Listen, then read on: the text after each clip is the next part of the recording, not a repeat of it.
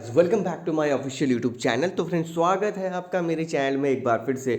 तो फ्रेंड्स, जैसे कि आपको पता है, कल उत्तराखंड लोक सेवा आयोग की ओर से जो पेपर कराया गया था 8 जनवरी को, जी हाँ, वो लीक हो गया है। पूरी खबरें क्या रही मीडिया में कल के दिन उसके बारे में, और मुख्यमंत्री पुष्कर सिंह धामी से लेकर तमाम खबरें इस बारे में छाई रहीं, उसके बारे में डिटेल में इस वीडियो में आपके साथ चर्चा करेंगे। लेकिन सबसे पहले मुख्यमंत्री पुष्कर सिंह धामी ने क्या कहा, जो कि कह रहे थे जीरो टॉलरेंस है, भविष्य में कोई भी नकल करने से जो है अब घबराएगा। अब क्या उनका बयान आया है उसके बारे में इस वीडियो में डिटेल में चर्चा करेंगे। तो चलिए आगे बढ़ते हैं। तो यहाँ पर आप देख सकते हैं मुख्यमंत्री पुष्कर सिंह धामी का बयान आया है कि पटवारी भर्ती पेपर लीक मामले में जो भी दोषी होगा उनके खिलाफ अविलंब सख्त कार्रवाई की जाएगी। परीक्षाओं की शुचिता सुनिश्चित की जाएगी। परीक्षाओं को नकल विहीन बनाने के लिए शीघ्र ही सख्त कानून लेकर आ रहे हैं। कानून पर भी बड़ी खबर हमारे पास है, उसके बारे में भी इस वीडियो में हम आगे चर्चा करेंगे। तो यहाँ पर आप देख सकते हैं अब जो है थोड़े से अपने बयान से यहाँ पर जो है पलटी खा गए हैं हमारे मुख्यमंत्री जी। उसके अलावा आयुष अग्रवाल जो एसएसपी एसटीएफ है, उन्होंने कहा कि पटवारी लेखपाल भर्ती पेपर लीक मामले में 7 आरोपियों के खिलाफ केस दर्ज कर लिया गया है। इनमें से 5 की गिरफ्तारी हो गई है। मामले की गहन जाँच करते हुए अन्य आरोपियों की तलाश की जा रही। जो भी तथ्य सामने आएंगे उनके आधार पर जो है आगे जो है कार्रवाई की जाएगी। तो आप समझ सकते हैं कि कितनी बड़ी यहाँ पर जो है लापरवाही हुई है। तो जैसे कि आपको पता है कि उत्तराखंड लोक सेवा आयोग के द्वारा पटवारी की जो परीक्षा 8 जनवरी की हो गई थी, उसको लीक हो गया है उसका पेपर। 5 आरोपियों को एसटीएफ ने गिरफ्तार कर लिया है। 35 अभ्यर्थी ने हरिद्वार में खरीदा था पेपर। और उसके अलावा आप देख सकते हैं 12 फरवरी को इसका जो है फिर से एग्ज़ाम हो रहा है। तो आप देख सकते हैं किस तरह से लगातार यहाँ पर चीज़ें हो रही हैं। तो उसके अलावा जो अगली खबर है वो ये है कि बाहर अलर्ट और मुख्यालय से ही पेपर लीक हो गया। ये कोई नई बात मुझे समझ में नहीं आती। इससे पहले भी आपने देखा होगा कि अधीनस्थ सेवा चयन आयोग के पेपर लीक मामले में भी यही हाल रहा। बाहर की चौक चौबंद सुरक्षा थी, लेकिन पेपर जो है उन्हीं के कार्यालय से जो है उन्हीं के ऑफिस से उन्हीं के कर्मचारी जो है लीक कर देते हैं, जो इनके सर्वे होते हैं। तो आप देख सकते हैं यहाँ पर लोक सेवा आयोग ने पटवारी भर्ती परीक्षा को गड़बड़ी से बचाने के लिए चाक चौबंद इंतजाम किए, पर दूर दूर तक इल्म नहीं था कि पेपर और आयोग के मुख्यालय से ही लीक हो जाएगा। इससे पहले भी आपने देखा होगा कि पूर्व में भी जो है इस तरह के तमाम जो है कांड हो गए हैं, और सारे इंतजाम धरे के धरे रह गए उत्तराखंड लोक सेवा आयोग और पुलिस डिपार्टमेंट के। आगे बढ़ते हैं अगली खबर की तरफ। यहाँ पर आप देख सकते हैं चतुर्वेदी की गिरफ्तारी के चलते पूर्व की परीक्षाओं में भी जो है गहराया गया है संकट। जैसे ये सेम मैंने कल की वीडियो में भी आपसे कहा था कि वही चीज़ रिपीट हो रही है जो लोक सेवा आयोग को परीक्षा ट्रांसफर करने से पहले अधीनस्थ सेवा चयन आयोग के साथ हो रहा था। यहाँ पर आप देख सकते हैं लोक सेवा आयोग के अनुभाग अधिकारी संजीव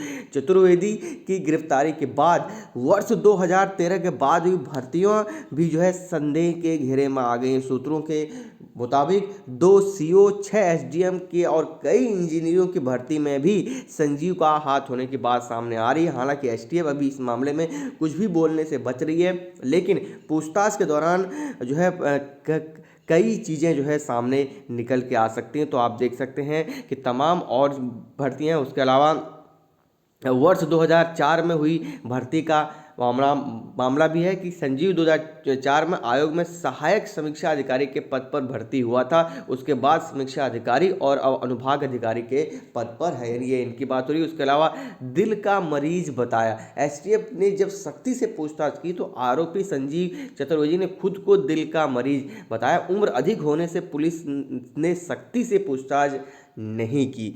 आप समझ सकते हैं कि किस तरह से हो रहा है। उसके अलावा नहीं हो रहा है यकीन। कुछ अफसरों को जब संजीव की गिरफ्तारी का पता चला तो उन्हें यकीन नहीं हुआ, क्योंकि संजीव आयोग में सबसे सौम्य व्यवहार करते थे और सबसे संपर्क में रहते थे। और इस पर युवाओं का क्या राय है, तो यहाँ पर आप देख सकते हैं अधीनस्थ सेवा चयन आयोग में परीक्षा पेपर लीक होने के बाद अब लोक सेवा आयोग के पेपर लीक होने से राज्य के बेरोजगारों में काफ़ी रोष है। और वो सबसे बड़ा सवाल है कि अब भरोसा करें तो करें किया तो किस पे करें और ना करें तो किस पे ना करें।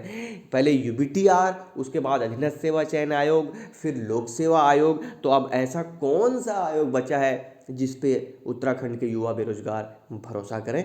कमेंट सेक्शन में बताइए जरूर। और अभी तक आपने चैनल को सब्सक्राइब नहीं किया, नए हैं तो सब्सक्राइब जरूर करें और लाइक शेयर जरूर करें। चलिए आगे बढ़ते हैं, अगली खबर की तरफ बात करते हैं विपक्ष की। तो विपक्ष भी अब हमलावर हो गया है। तो यहाँ पर आप देख सकते हैं सरकार के दावों की पोल खुली, ये कहना है नेता विपक्ष के जो हैं यानी कि यशपाल आर्य। इससे पहले भी पीडीओ पेपर लीक मामले में भी काफ़ी हमलावर हुए थे यशपाल आर्य। उन्होंने कहा कि पेपर आउट होने को लेकर सरकार पर सवाल उठाए। आर्य ने कहा कि यह घटना सिद्ध करता है कि नकल माफिया में राज्य सरकार और कानून का यहाँ पर जो है कोई भय नहीं है। चलिए अब बात करते हैं नकल विरोधी कानून की। जैसे कि हमने आपको स्टार्ट में मुख्यमंत्री पुष्कर सिंह धामी का जो है बयान सुनाया, तो एक हास्यप्रद चीज़ निकल के सामने आ रही है कि ट्रांसलेशन ने अटका दिया नकल विरोधी कानून। तो आप समझ सकते हैं कि पूरे उत्तराखंड में एक ट्रांसलेटर ही नहीं मिल रहा है जो कि ये सब करेगा। तो आप देख सकते हैं कि SSSC पेपर लीक के बाद लोक सेवा आयोग के पेपर आउट होने से उत्तराखंड में नकल माफियाओं बुलंद हौसला, इस बात से पता चलता है। उधर माफियाओं को रोकने के लिए प्रस्तावित नकल विरोधी कानून बीते 5 महीने से कैबिनेट में प्रस्तुत नहीं हो पाया है। प्रदेश में पहले कई भर्तियों में नकल के लिए यहाँ पर विरोधी कानून बनाया गया था, लेकिन यहाँ पर जो बात यहाँ पर निकल के सामने आ रही है उसे देखकर बड़ा ही यहाँ पर एक चौंकाने वाली खबर है कि कैबिनेट में अभी तक ये प्रस्ताव आया ही नहीं है। तो यहाँ पर आप देख सकते हैं कि सूत्रों के अनुसार कार्मिक विभाग ने इस पर काम तो शुरू कर दिया है। फर्स्ट स्टेज में सभी भर्ती एजेंसियां विश्वविद्यालयों की राय ली, इसके बाद इसे न्याय के पास भेजने की बारी आई तो पता चला कि कानून के मूल प्रस्ताव हिंदी में है। इस कारण कार्मिक विभाग ने आयोग से इंग्लिश ट्रांसलेशन भी उपलब्ध कराने को कहा है। तो आप समझ सकते हैं कि इतने बड़े स्तर पर इस तरह की लापरवाही। और सबसे बड़ी बात है, ये सोचने वाली बात है कि इस कानून के बारे में तब से चर्चाएं हो रही हैं जब से बीडीओ का पेपर लीक हुआ था, और तब के सचिव अधीनस्थ सेवा चयन आयोग के तब के अध्यक्ष ने इस बात पर बड़ा जोर दिया था कि कानून बन रहा है। और आज सोचिए करीब 8-9 महीनों बाद उत्तराखंड लोक सेवा आयोग का पेपर जब लीक होता है तब ये खबर आती है कि ट्रांसलेशन की वजह से हिंदी में है उसको इंग्लिश में ट्रांसलेशन करने की ज़रूरत पड़ रही है। तो अगर हम तो मुझे आज ये कहते हुए बड़े शर्म की बात आती है कि हम उत्तराखंड ही नहीं और पूरे के राज्य से लेकर केंद्र सरकार के जितने भी गवर्नमेंट संस्थान होते हैं सभी में हिंदी दिवस मनाते हैं, हिंदी वीकली यहाँ पर मनाते हैं। हिंदी को बढ़ावा देने के लिए काम किया जाता है,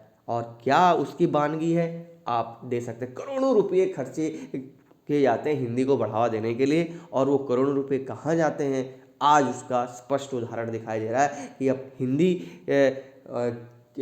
भाषा होने के कारण कानून में दिक्कतें आ रही हैं और उसको ट्रांसलेट करने के लिए अंग्रेजी की ज़रूरत है। इस खबर पे आपकी क्या राय है कमेंट सेक्शन में बताइएगा जरूर। चलिए आगे बढ़ते हैं, बात करते हैं कोचिंग सेंटर रिजॉर्ट से आयोग तक बेखौफ गठजोड़ बेनकाब। इससे पहले भी आपने देखा होगा कि लगातार इस तरह से ये चीज़ें आ रही हैं, कोचिंग सेंटर का नाम आ रहा है। और उसके अलावा यहाँ पर 5 सवालों से हुआ पेपर लीक होने का खुलासा। तो आप देख सकते हैं लोक सेवा आयोग द्वारा कराई गई लेखपाल पटवारी की परीक्षा का पेपर लीक होने का खुलासा एक अभ्यर्थी की गतिविधियों से हुआ था। इस अभ्यर्थी को हिरासत में लेने के बाद एसटीएफ पूरे मामले का खुलासा कर सकी और आयोग के अधिकारी भी इसमें मिली भगत का पता चला। तो आप देख सकते हैं कि किस तरह से तमाम ये चीज़ें पहले भी हो रही हैं। उसके अलावा यहाँ पर लोक सेवा आयोग भी फेल, अब कौन कराएगा भर्ती परीक्षा। तो आप देख सकते हैं पटवारी भर्ती परीक्षा का पेपर लीक होने से एजेंसियां भी साख में पड़ गई हैं। इनकी जो साख है उस पर भी जो है बंटाधार लग गया, एक बड़ा क्वेश्चन मार्क उठ गया है। और उसके अलावा 2003 यहाँ पर 3 में भी जो है पटवारी का पेपर पहले ही लीक हो गया है। तो आप देख सकते हैं उत्तराखंड में पटवारी भर्ती परीक्षा दूसरी बार रद्द हुई है। पहली सरकार के दौरान वर्ष 2003 में पटवारी भर्ती जिला स्तर पर आयोजित की गई थी। इसमें सियासी हस्तक्षेप के चलते जमकर धांधली की शिकायत सामने आई। उस सर्वाधिक विवाद पौड़ी जिले में सामने आया। जांच के बाद सरकार ने तत्कालीन डीएम एसके लांबा को पहले ही निलंबित कर दिया, उसके बाद उन्हें बर्खास्त कर दिया गया था।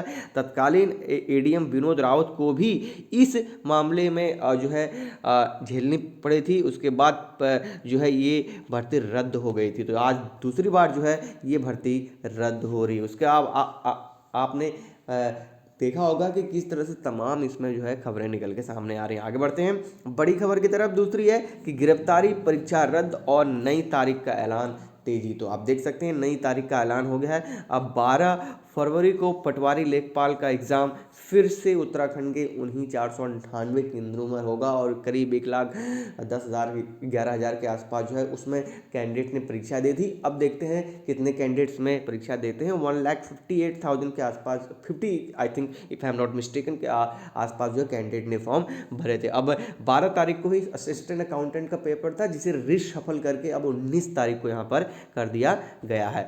बाकी इन खबरों पर आपकी क्या राय है मुझे कमेंट सेशन में बताइएगा ज़रूर। और जिस तरह से उत्तराखंड में पेपर भर्ती लीक हुआ, चाहे वो वीडियो हो और इस समय पटवारी लेखपाल हो, और सबसे बड़ी दुख की बात यह है कि साल के शुरुआती एग्ज़ाम में ही इस तरह का बड़ा कांड होना एक साफ साफ इंडिकेशन करता है कि किस तरह से उत्तराखंड सरकार इस मामले को हैंडल करने में पूरी तरह से विफल रही है।